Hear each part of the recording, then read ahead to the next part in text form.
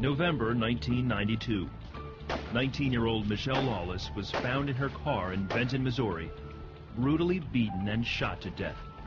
Josh Keyser, an 18-year-old gang member with a troubled past, was arrested. The sheriff and prosecutor quickly built a case against him and brought him to trial. The only problem? Josh Keyser was innocent. I mean, I knew that the sheriff was going to do everything in his power to make sure I went to prison. I knew I was innocent, but I knew that he didn't care. The evidence spoke in my favor. There was DNA found underneath the victim's fingernails. The FBI actually tested the DNA and excluded me.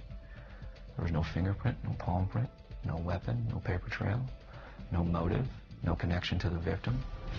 It took only 3.5 hours of deliberation for the jury to arrive at their verdict. Guilty. Josh was sentenced to 60 years in prison for a murder he did not commit. It's still hard to think about. Everything went numb.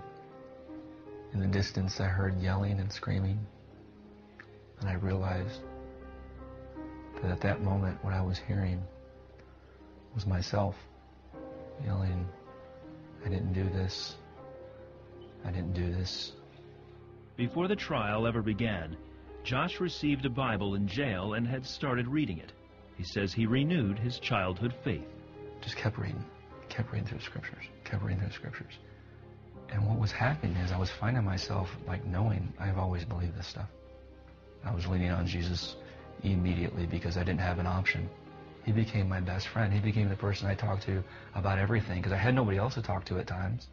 That faith became his only source of hope as he entered the Missouri State Penitentiary, once labeled the bloodiest 47 acres in America. I lived with serial killers and rapists, child molesters, thieves, liars, cheats. I lived around a nightmare. I lived where every corner you walked around there could be bloodshed. Josh says it was God who kept him alive and gave him hope. I literally had men gambling as to how long it was going to take me to be killed or raped. And the hand of God was on me throughout the entire experience. It was an awful experience. But I became something different. I became a Christian. When you have Christ in that place, you can see the sunshine. You notice the life around you.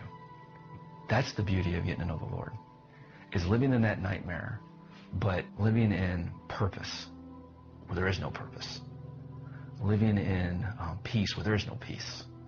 Feeling free where everything around you is confined. Inmates and chaplains alike witnessed Josh's faith and the persecution that came with it. It was a constant barrage for Josh to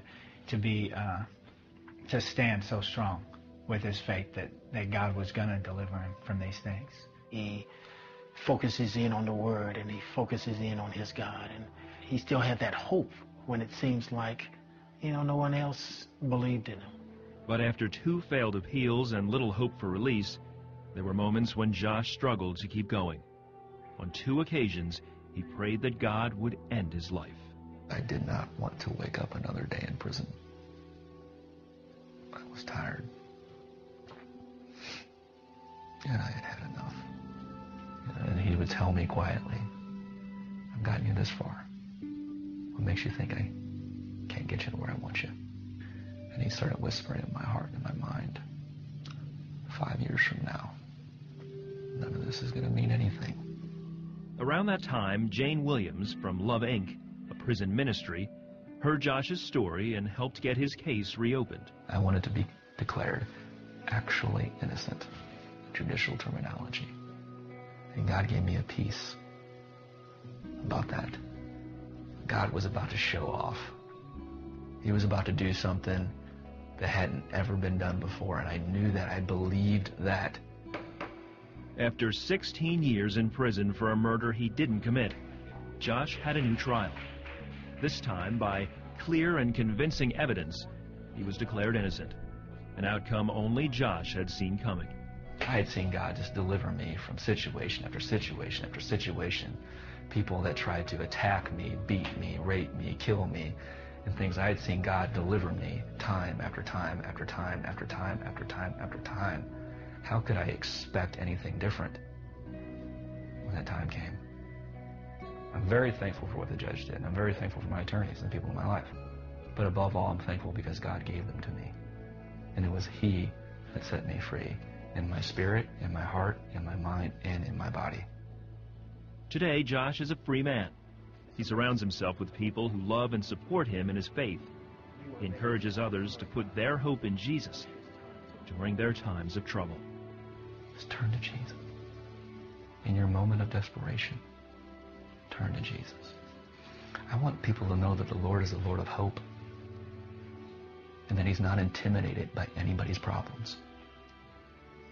He's not shocked by your struggles and sins. He can handle you. And He can handle anything you're going through. And He still does miracles. And on occasion, He reaches into a prison and He sets a man free after 16 years. That's the Jesus I want people to know.